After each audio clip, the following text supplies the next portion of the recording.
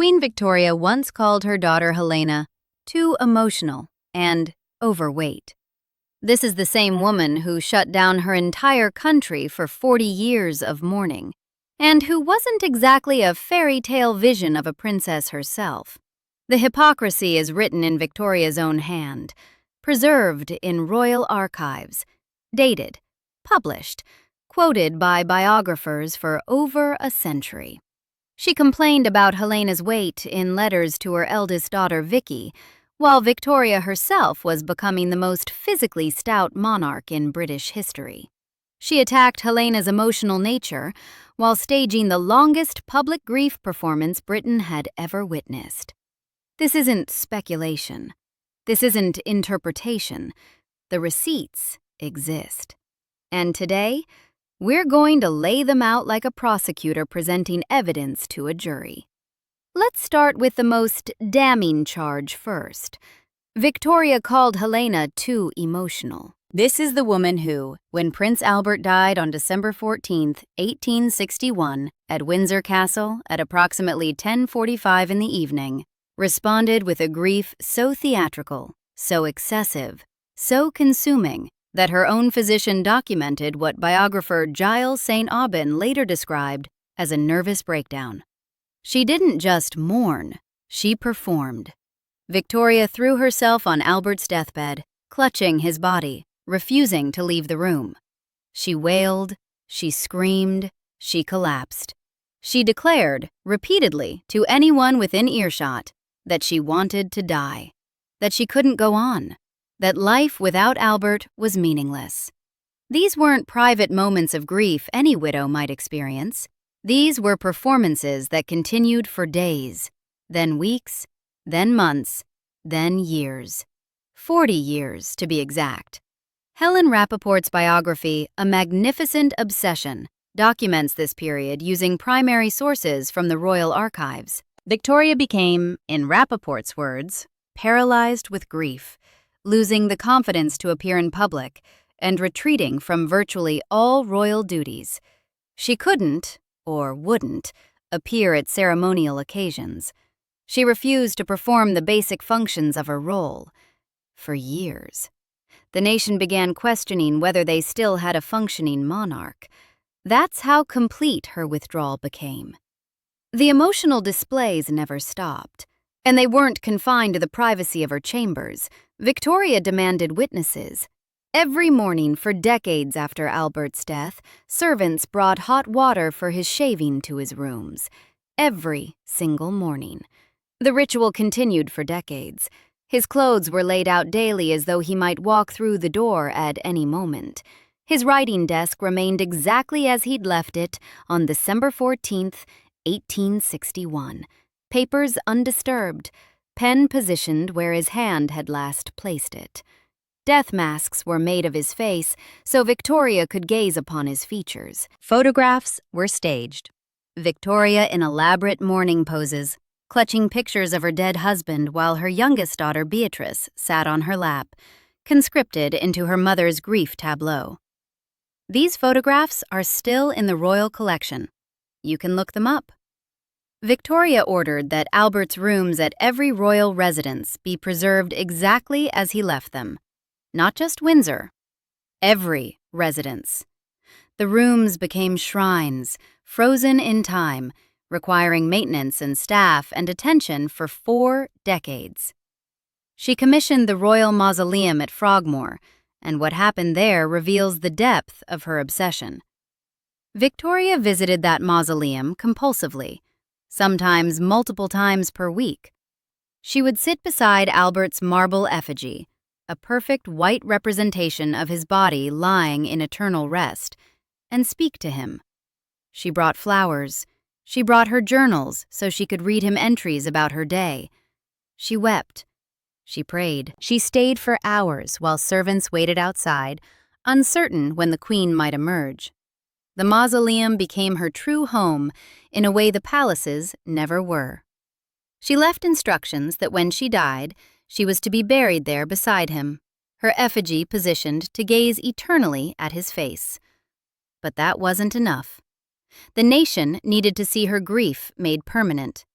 She built the Albert Memorial in Kensington Gardens, completed in 1872, standing 176 feet tall, visible across Hyde Park. A golden statue of Albert sat beneath an elaborate Gothic canopy, surrounded by sculpted figures representing the continents, the sciences, the arts, everything Albert had championed. The memorial cost the equivalent of millions in today's money. It dominates the landscape still.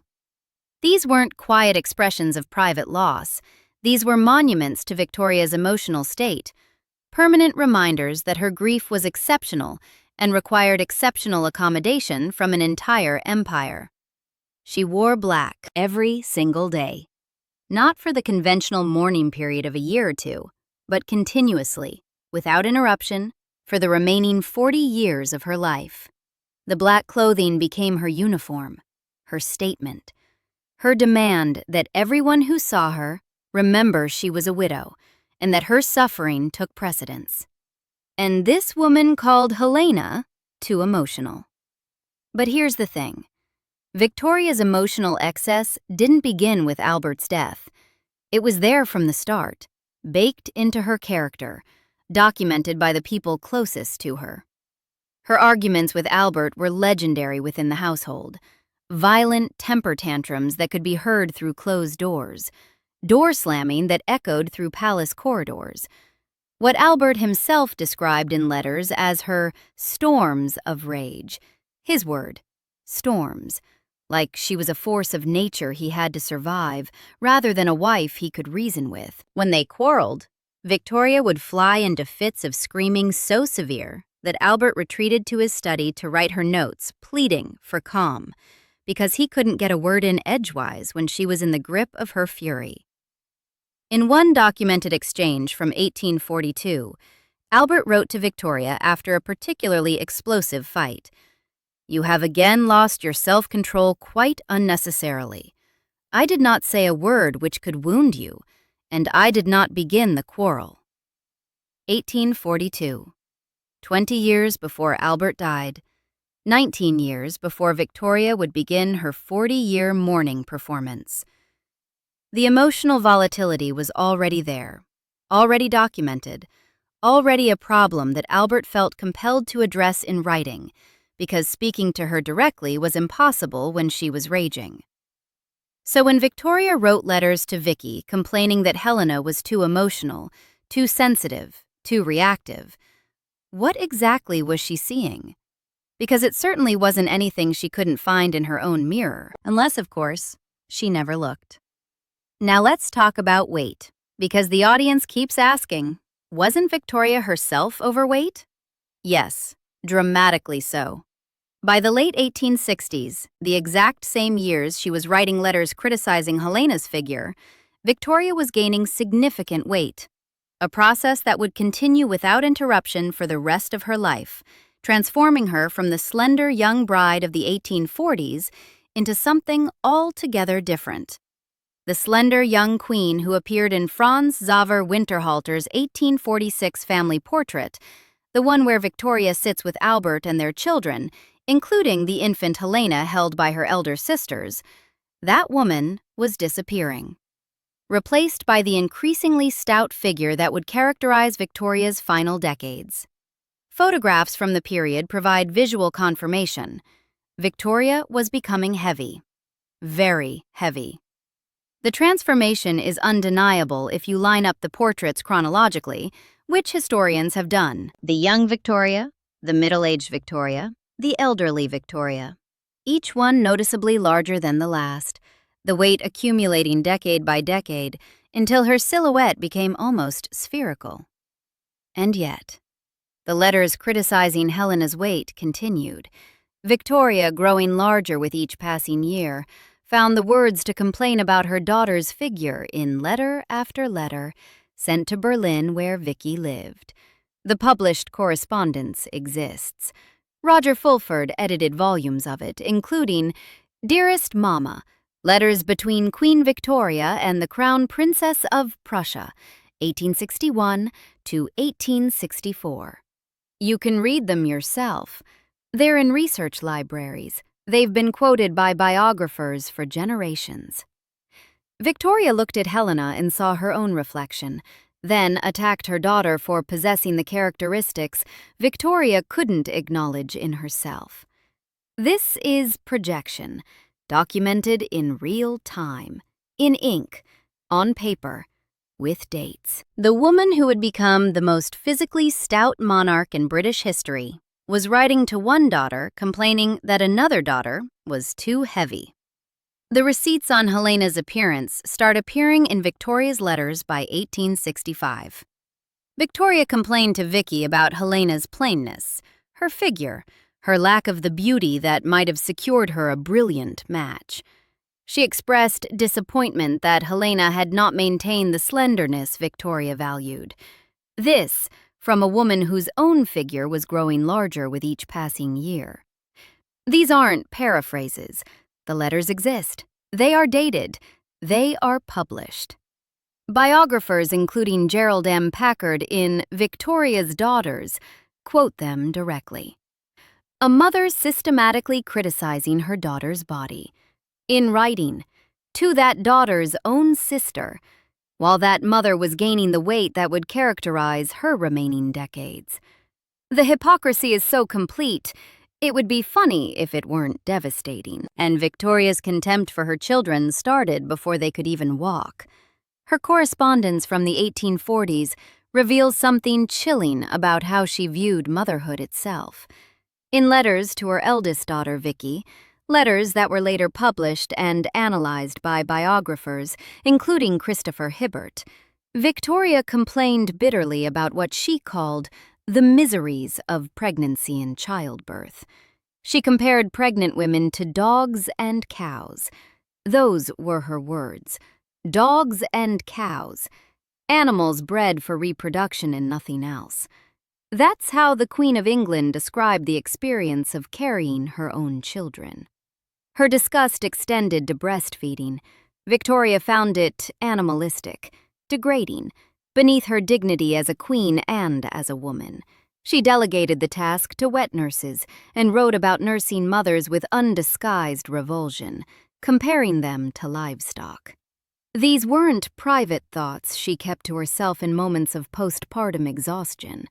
She committed them to paper. She sent them to her family. She created a permanent record of maternal resentment that historians have been reading for over a century. And babies themselves? Victoria found them tiresome. In her letters, she described newborns as tiresome creatures. She resented the demands of infant care. She complained that babies interfered with her relationship with Albert. She viewed them as obstacles to her happiness, rather than sources of joy. 9 pregnancies in 17 years. 9 children she didn't want. Albert desired a large family. Albert believed children were blessings. Albert wanted the household filled with sons and daughters. Victoria complied because she loved Albert and wanted to please him. But she complied resentfully, and the children, all 9 of them, bore the consequences of that resentful compliance for the rest of their lives. This wasn't a woman who struggled with motherhood and tried her best. This was a woman who documented her contempt in writing, then spent decades taking that contempt out on the children she never wanted in the first place. But Victoria wasn't just a hypocrite. She was an architect of traps. On July 5, 1866, Princess Helena married Prince Christian of Schleswig-Holstein at the private chapel of Windsor Castle. Picture the scene. The chapel at Windsor, intimate, royal, suffocating in its grandeur. Helena was 20 years old, standing at the altar in wedding white, about to bind herself to a man who was, by design, unable to offer her escape. Christian was 35, more than a decade her senior. His hairline was receding, his prospects were non-existent. He had almost nothing to offer in terms of wealth, position, or independence. This wasn't a flaw in Victoria's eyes. This was the entire point. Victoria had spent months searching for a husband for Helena who met one essential criterion. He must be willing to live wherever Victoria dictated. This was not about finding Helena happiness or security or love. This was about finding Victoria, a son-in-law she could control completely. She specifically sought an impoverished prince who would have no choice but to accept Victoria's terms, because a wealthy prince might have ideas about where his wife should live. A powerful prince might take Helena away to his own lands, his own court, his own sphere of influence. Victoria couldn't have that. Prince Christian, lacking estates of his own and dependent on whatever allowance the British Crown provided, fit the requirements perfectly. He came with nothing. He could offer nothing. He had no leverage. Victoria could dictate the terms of his marriage, his residence, his entire existence, and he would have to accept because the alternative was poverty. He was, functionally, purchased, not with a dowry paid to his family, but with a lifetime pension paid to keep him compliant.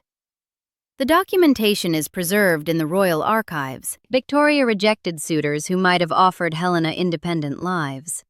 Princes with castles of their own, nobles with estates that might have given Helena a household she controlled, a life she directed, an existence outside her mother's shadow. Victoria turned them all away. She settled on Christian precisely because he was powerless, a minor royal with no kingdom, no wealth, and no leverage to resist Victoria's demands. The wedding wasn't a celebration of love. It was a transaction designed to keep Helena imprisoned in comfort. Helena and Christian established their household at Cumberland Lodge in Windsor Great Park. The name sounds grand, and the house was comfortable enough, an old hunting lodge turned royal residence. But the location told the real story. Cumberland Lodge sat close enough to Windsor Castle that Victoria could summon Helena at will. A carriage ride of minutes, not hours. No need for overnight travel or advance planning. When Victoria wanted her daughter, Helena came. Immediately, without question. This was by design. Life at Cumberland Lodge was not independent life.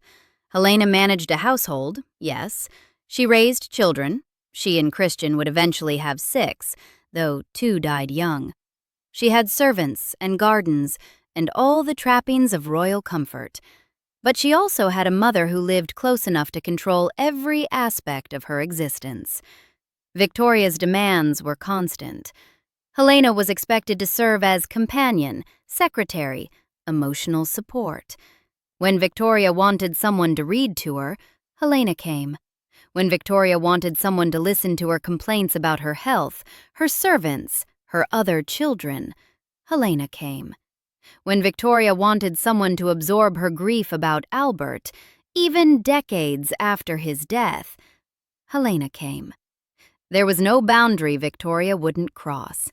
Helena's own pregnancies, her own illnesses, her own needs, none of these took precedence over Victoria's demands. The Queen required attendance, and the daughter who lived in Windsor Great Park was expected to provide it. And Christian? What did Helena's husband do while his wife was summoned to serve her mother? He puttered. He gardened. He shot birds. He collected coins. He had no meaningful role, no power, no purpose, beyond providing Helena with the appearance of a normal marriage. He was dependent on Victoria's allowance for every penny. He knew it. Victoria knew it. Helena knew it. The trap was complete. The contrast with Helena's sisters was stark, and it makes Victoria's strategy undeniable. Vicky, the eldest, the brilliant one, Victoria's favorite when she wasn't Victoria's rival, had married Crown Prince Frederick of Prussia in 1858. She moved to Berlin.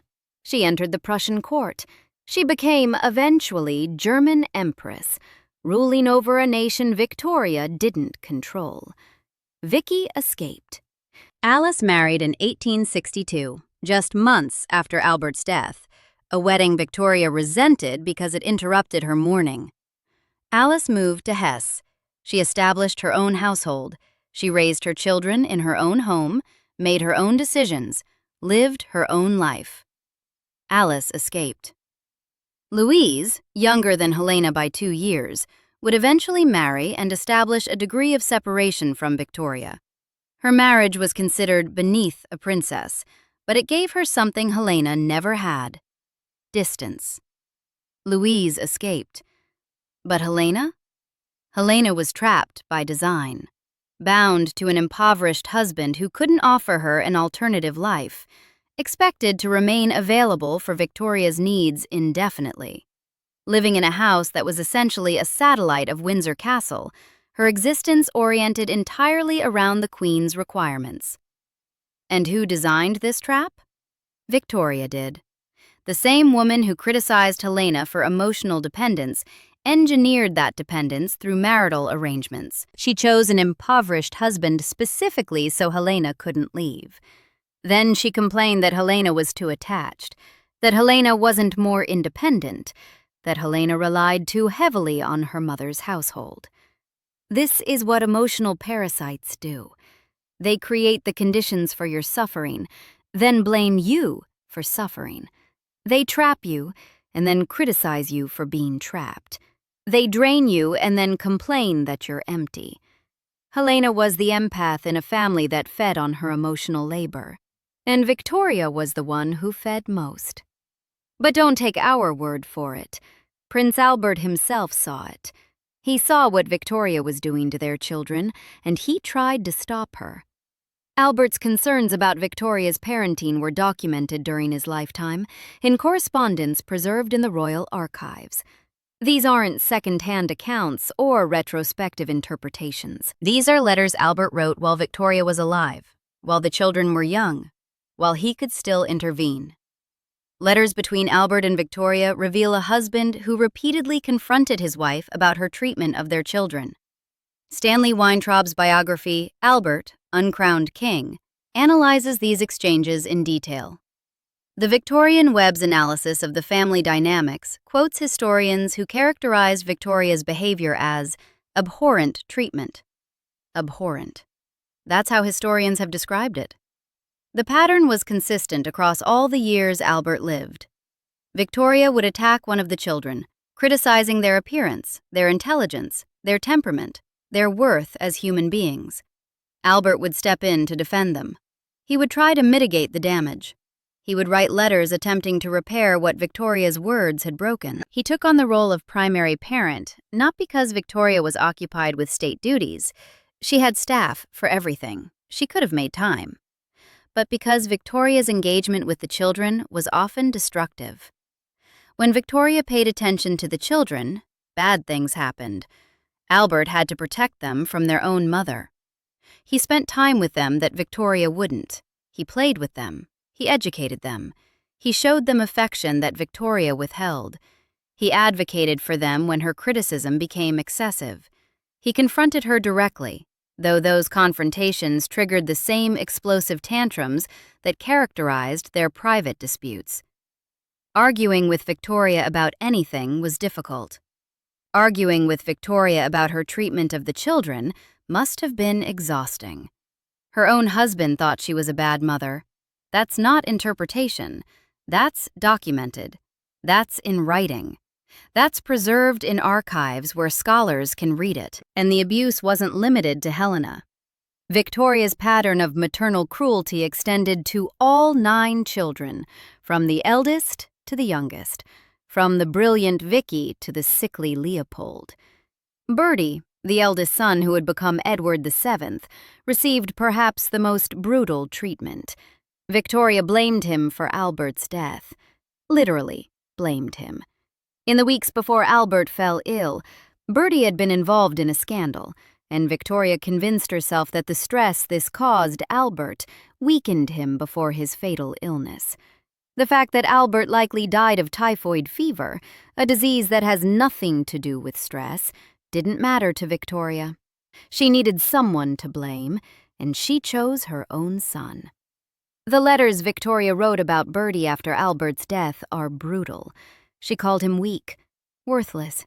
She compared him unfavorably to his dead father at every opportunity, making clear that Bertie could never measure up.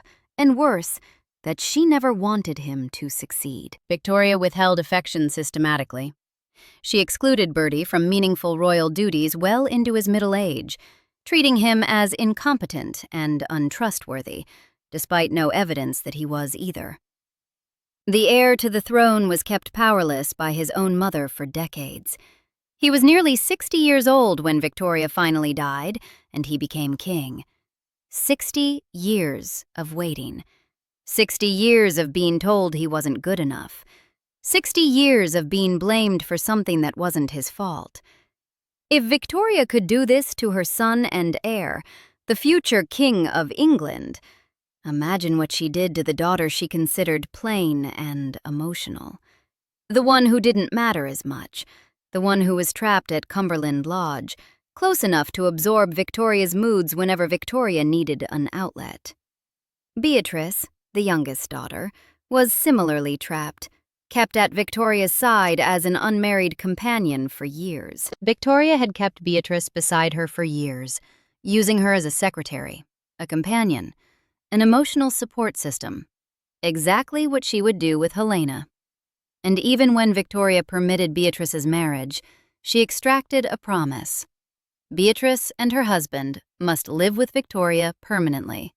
No separate household, no independence, no escape.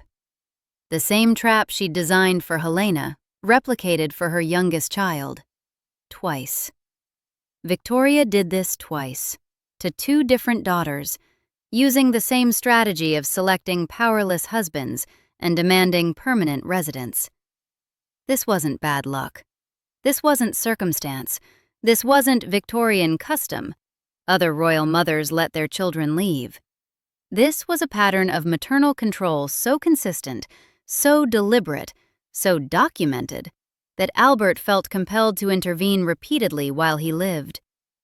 When he died on December 14, 1861, there was no one left to protect the children from their mother. So let's deliver the verdict. Queen Victoria spent her reign projecting her own flaws onto the daughter who stayed loyal. She became dramatically stout by every contemporary account, but she wrote letters criticizing Helena's weight. She was so emotionally volatile that her own husband documented her storms of rage in 1842 and pleaded with her to maintain self-control, but she called Helena too emotional. She staged a 40-year performance of grief so excessive that biographers describe it as a nervous breakdown. Hot water brought to a dead man's rooms every morning for decades, death masks made, memorials built, mourning clothes worn until the day she died. But she attacked her daughter's sensitivity. She compared pregnant women to dogs and cows, then raised 9 children she documented not wanting. She engineered Helena's marriage specifically to keep her daughter trapped at her side, selected a powerless husband with no estates and no money, installed them at Cumberland Lodge, where Helena could be summoned at will. Then she criticized Helena for not being more independent, for being too attached, for not escaping the trap Victoria herself had built. She demanded emotional support from her children while giving none in return. Her own husband intervened repeatedly to protect the children from her treatment historians have characterized as abhorrent. Albert saw it. Albert documented it. Albert tried to stop it. And when Albert died, there was no one left to shield the children from their mother. She blamed her eldest son for Albert's death, kept him powerless for decades, trapped 2 daughters in marriages designed to ensure they could never leave, made her youngest serve as an unmarried companion for years, created a pattern of control so consistent that biographers have been documenting it for over a century.